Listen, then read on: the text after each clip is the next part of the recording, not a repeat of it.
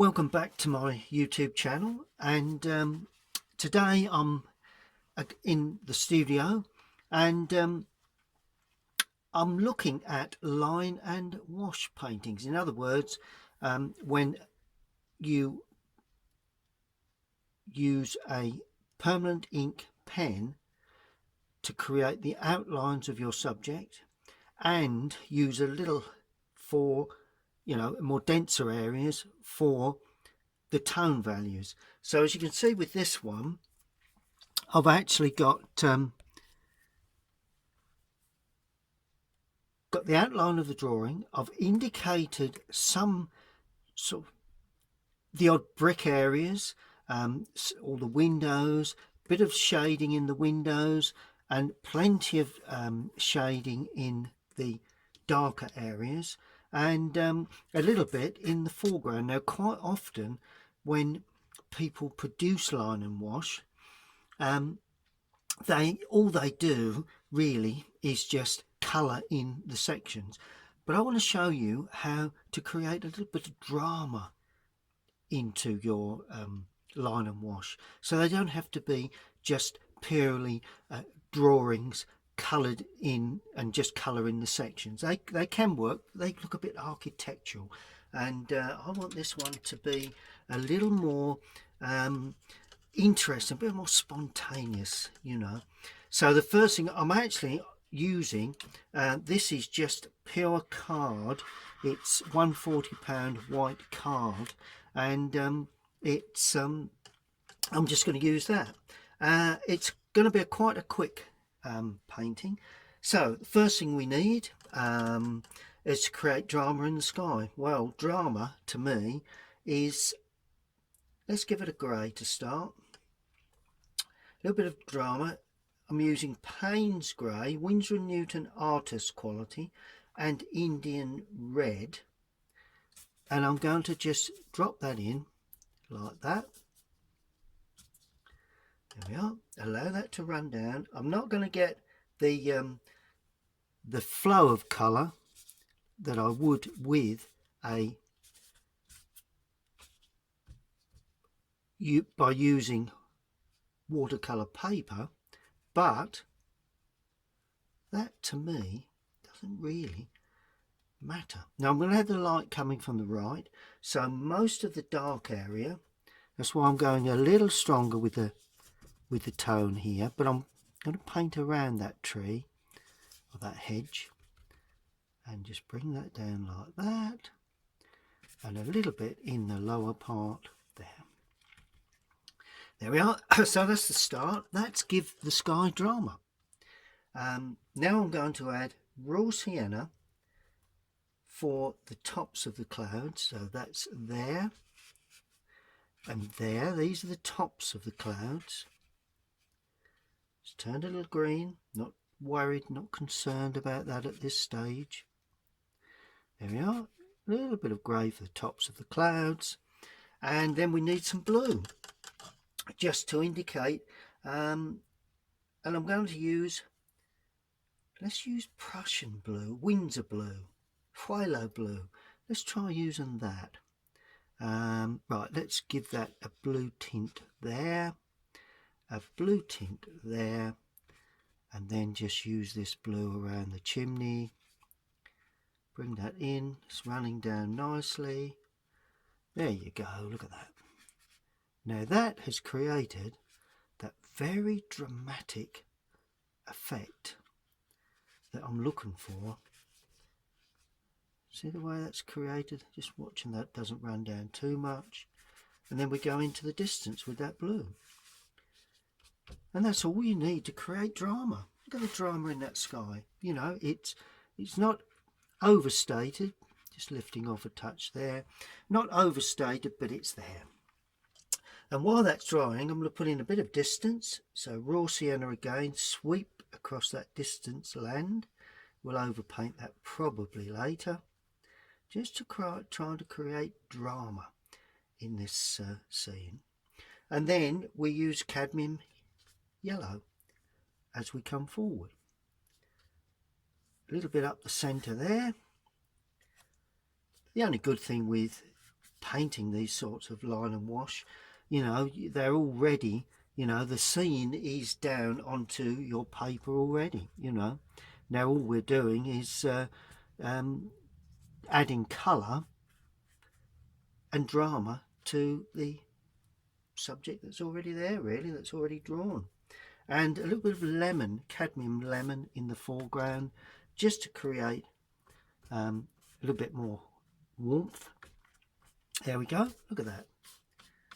Okay, now that's quite cool. The yellows are still a little on the cool side, so just before it dries I'm going to drop in some Indian red, and particularly in the foreground because that pulls the foreground forward and also shows the contour of the grass itself. A little bit of a track area there. There we go, look at that. Now it couldn't be anything more simpler than that. A bit more yellow here, bring that right the way through, a bit more water. Brush is drying out, so it's looking quite good. A little bit more Indian red, well, it's just a touch of Indian red here, there we go. Just as I come forward, like that. And then finally, I'm going to use light red for the track. Could use burnt sienna. Light red. Let's go for light red. And that's going to sweep through, and that's going to join up with the distant field and sweep through into something a bit lighter there. And that is all you need to do to start off these line and wash paintings. So that's a base colour. Let's allow that to dry. Okay, well this next stage really is it's beginning to dry off, not completely dry, but that's fine. Going to paint in this distant land, and that's just going to be, let's use the Payne's grey again with a little ultramarine blue. Let's add a little bit of Indian red as well. So it's Indian red, ultramarine blue, a little bit of Payne's grey, but not too much. And we're starting on the outside edge there, and we're painting through, and it really needs to be quite dark. So let's use very little water, plenty of paint. It's all, you know, I'm trying to create a real dramatic sort of feel, and the way to do that is with strong tones of colour. There we are, and that sweeps right through. Then we need to take a flat damp brush just to blur the bottom edge into the field. See the way I'm doing that? And that way you get a lovely feel of depth. Look at that. Just bring that up to the top of the lining. It just helps. There we are. Brilliant. Look at that. Lovely effect. Beautiful effect that. Next we then move on to the building. Let's have a look at the building. Now the building, the roof, well, could be burnt sienna. Let's stick with our Indian red. Okay, a little bit of ultramarine in there. Now I'm going to put in the tiles first. I suppose these could be said to be sort of pan-tile roofing, possibly.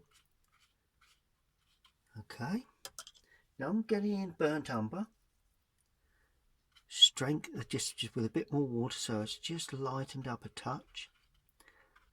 Just do ring changes. Notice how I'm not painting over every part of the picture, every part of the tiled area. Okay, now I'm going to add burnt sienna just in little touches. Notice I'm holding the perspective, so as everything is heading towards that lovely warm distant area. And then finally the ridge tiles on top are going to be light red, and this is very strong light red. There you go. bit of bleed up into the sky there, but I'm not concerned about that. And of course down this back edge is also going to be light red, and that bleeds in a little. That's okay, not a problem. There we are, a little bit down that edge, a little bit along there, and then plenty of burnt umber for the area that potentially will be in shadow on that roof. A little bit down there, and we'll allow that to dry. Now we're also brick frontage, well, completely brick, this little cottage. So to create that lovely brick feel, we need the right colour, but also the right tone. Now I wanted the roof a little darker than the walls, so we start off with raw sienna with a little bit of that Indian red in there and a little bit of yellow. So this is the frontage. That's the brick front. A bit more red in there just to give us a sense. But if you notice, I'm being extremely light with this because it's going to be a little bit darker there. Go into your shaded patched area that's already shaded. There we are. Brilliant. Leaving the white frame for the windows and the door. Then as I head down, I'm almost losing a lot of that colour. I always feel the bottom half of a building should shine a little bit lighter. Why I think that, not quite sure, but there you go. That's good. And of course the shadow side, well, this is where the real strong shadow will be. So I'm going to use Payne's grey with Indian red. So that'll need a lot of Payne's grey, Indian red, lovely warm brickwork, and look at the punch you'll get with this. There you go, look at that. Look at the drama you get in that when you bring in these strong colours. And while I've got that colour mixed, I may as well produce the back edge of the chimney like that. There we go. So that's that. Nicely put in. Okay, and then we work our way down. Work our way down the back edge of that. Try and just hold the line of perspective. I'm going around the window at this stage. There we go.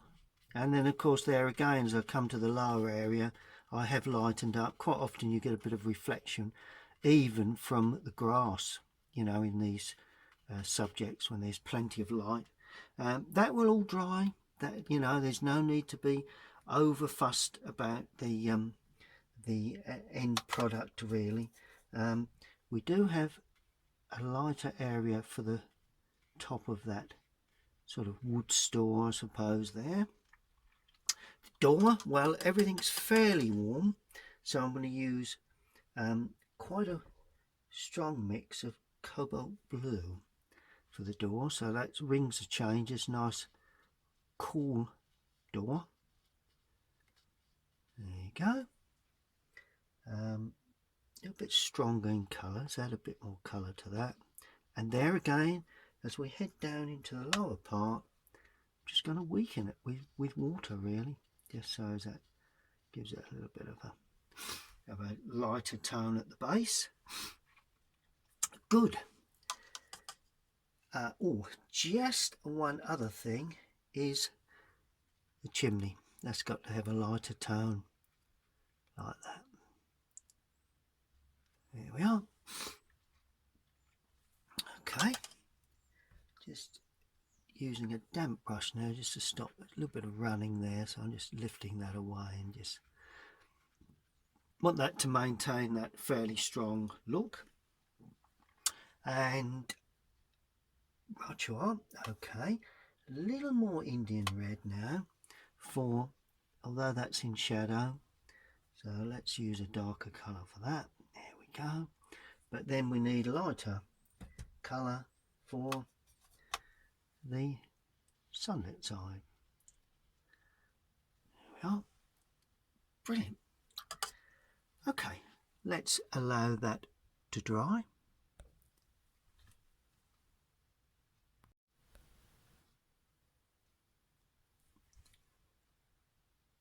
Now we're looking at the greenery really, either side. And I'm going to use no, let's not use too large a brush for this. Right, let's start off in this area. This one will be dark, sunlight coming from the right, so this potentially is the shadow side. And to get that, I'm going to use Payne's Grey again, and I'm going to use cadmium yellow. That'll give me a lovely sort of nice dark green. Yeah. And I'm painting around the gate, sorry, the fencing, and then just flicking out into the sunlit area or the sky area in the background, just to give a hint of, you know, to be honest with you, this is not a difficult thing to achieve. To anyone that's new to painting, you know, that's just received materials from Christmas or whatever, or just during lockdown you've decided that you'd like to just, you know, have a go at this sort of thing. Well, there you go. That's, you know, it really is as easy as that to achieve the sort of effect that is pleasing to the eye, you know. Now this one is also going to be dark, so we're going to go dark green. I'm adding a little bit more yellow to this because although it's dark, it does have a little bit of yellow. Where I've does that show up yellow? Not quite. Let's add a little more yellow. There we go. And that spikes up into the sky, and that's where the sun is hitting. And I'm just going to improve on that edge there a little bit with a little bit of detail. There we are, just a little bit here, a little bit around there. Oh, and that will probably take a little bit of shadow. See how all of a sudden, once you put the darker areas in, everything comes to light. Really does. It's a lot of people say to me, you know, that's you know, but you know exactly where to put them. Well, this is where you put them, you know. You don't need to be all you need is the vision to be able to look at these subjects and think, well, when Colin painted it, he flicked in some brush strokes, and although it didn't look right as a brush stroke combined within the rest of the painting, that's where, you know, these brush strokes on their own don't do anything. But when they're combined within the grass area, then all of a sudden you're seeing a sense of shadow, light, dark. You know, just have fun with your colour. You know, it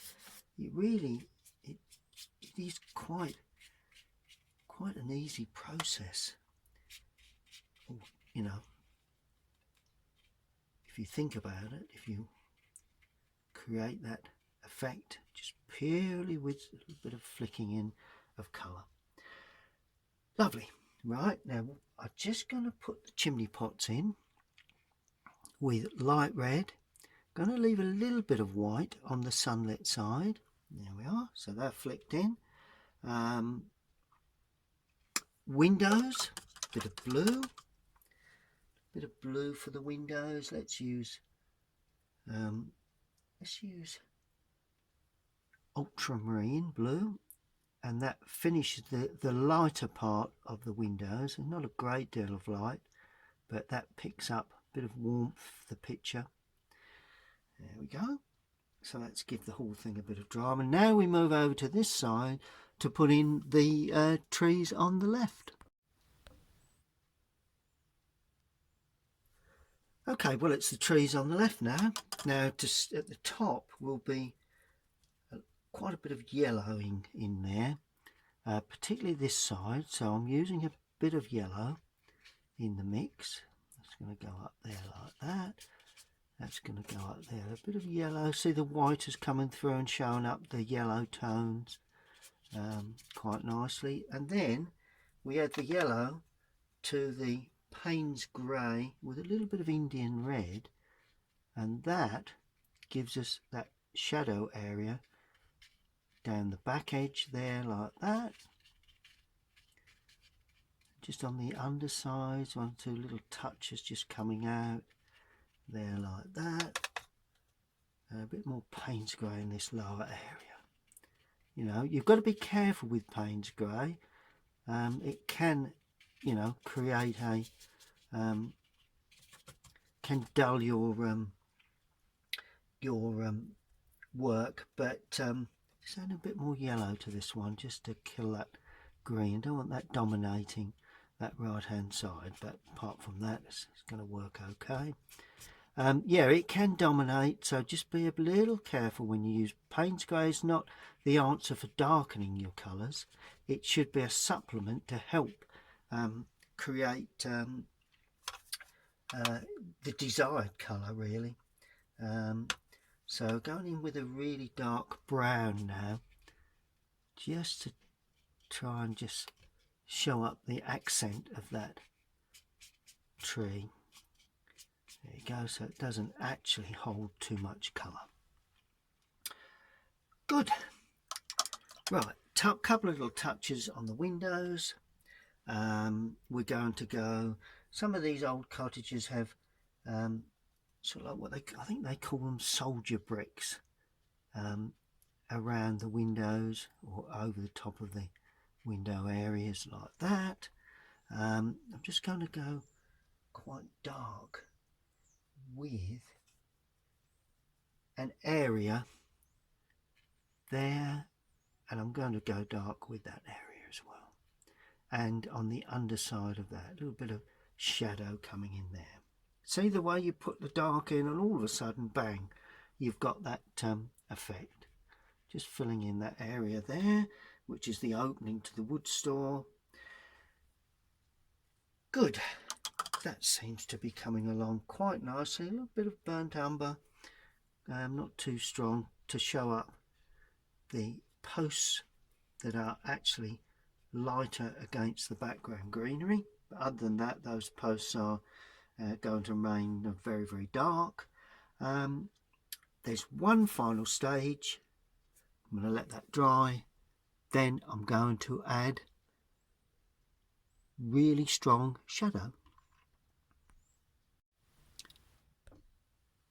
Now this is the fun bit. This is where we get the really strong sort of shadows to give real light and strength to the whole thing. And first thing we do, we start by banging a little into that overhanging part of the tree, using a large brush for this. Doesn't point particularly well, but I'm not worried about the rounded shapes that it's achieving. And a little bit there, and of course this will then spread onto the ground, up and over like that, and that'll come like that. Well, all of a sudden you've got a real depth of colour. Really is a great way of showing. Let's put some down the back edge of these areas there, a little bit over the top. That's a great way of showing sort of the way in which light catches a landscape. Good. Now we've got a lovely shadow under the guttering, and that comes at a bit of an angle like that. Another area there that's at a bit of an angle like that. This will create a shadow on the roof, the dormer window. That will be in strong shadow. The window will have a recessed strong shadow. There we are. Look at that. Brilliant. Absolutely brilliant. It's just Payne's grey and Indian red. that's given me these strong shadow effects. Here we are, the recess, the door is recessed, so you'll see shadow with the sun reasonably high up. You'll see light coming from the right.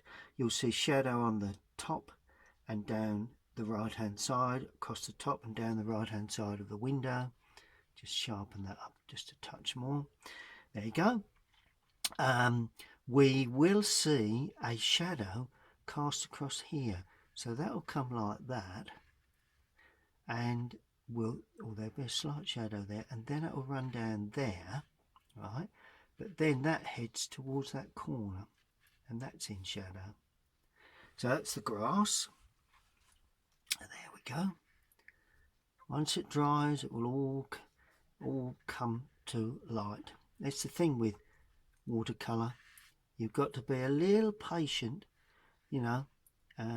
You've got certain constraints regarding the drying time of these colours, and you know, put a little bit more there just to show that, and then a little bit more there like that. It's all about drying time then. Once you get these in, then it's all about drying time. Good. Just going to strengthen up this area again, and then there is an area running up the roof from that, from the chimney, that would be in shadow. Just going to remove a little bit of the white colour there, but we'll leave that. Just going to drop in dark area there just to ring the changes. A hint at a sill there like that. Let's hint at that sill as well. There will be a sill there, so we'll hint at that. Just use a smaller brush just to remove some of the really white areas on this shadow side. There we are. Particularly on that window. Let's just get rid of a little bit of light on that window. That's lovely. Gives a nice glow without being, but still shows a shadow area. Good. Finally, some real foreground shadow. I'm adding yellow to this, to the Payne's grey and the Indian red, purely to give me that extra strength of colour. Now, we're going to imagine a large tree stroking a shadow across this foreground. There we are. And then it drops down, quite jagged, just sweep it across. We then go across the track, so it drops down into the track, a little bit open. That'll help give that effect. And of course in the foreground it does open up a little bit like that. Then mix a little more colour, Payne's grey, cadmium yellow, a bit more blue, a little bit more of the Payne's grey in the mix, which is like a bluey grey really down this bottom right hand corner. And then it runs across the track like that, up the bank the other side, a little turn in the road there, the track. It's where the car or tractor machinery has left some grass growing in the centre of the verge. And then as we go away from the main sunlight, we make it lighter. So we lose the strength of colour in that, or tone in that area. It just helps to lighten the whole thing up really. And we sweep fairly well across here, bringing it across. Just got to remember the perspective side of things. Good. Okay. That is looking exceptionally good. Just add a little bit of texture into that this is Indian red, and I'm going to add that into there like that while it's still damp. So I'm dragging that in while it's still damp. That's brilliant. That, I would say, is looking pretty good. Okay, let's allow that to dry before we analyse the final finishing touches. Well, it's gradually drying off.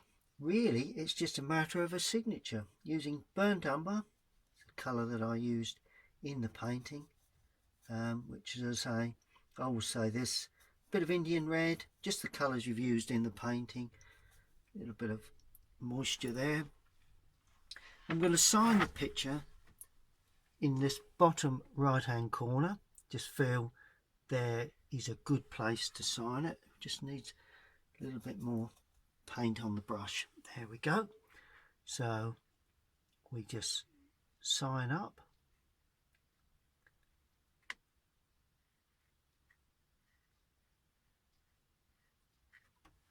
And just before we finish, I'm going to put a couple of birds in the sky. So bit of blue, bit of red, ultramarine, Indian red, something like that. Mainly ultramarine because it's got to be of a bluey feel. Always nice to have a little bit of wildlife around, and we'll have quite a large bird there. In actual fact, that's quite small, so we will make it slightly large, another one slightly larger than that. Let's make a larger one there. 2 is okay, 3 is nice. Flying up into, let's put another one there. There we are. That's our 3 birds in the sky. That's it. That is my demonstration showing you how to paint, actually lay the colour onto a line and wash painting. It's a relatively easy process. It's more, you know, this is on card, so it's more like a sketch made outside quickly and easily to take home and create a full-blown painting, really. Although sometimes, you know, they can be, these sketches can be just as interesting and as successful as all the large painstaking time spent with these more detailed works. But I do like the spontaneous approach of a line and wash, and that's the way you produce drama into a line and wash paint drawing. If you click on, please click on to my logo at the bottom right hand corner to subscribe to my channel. I hope you've enjoyed that, and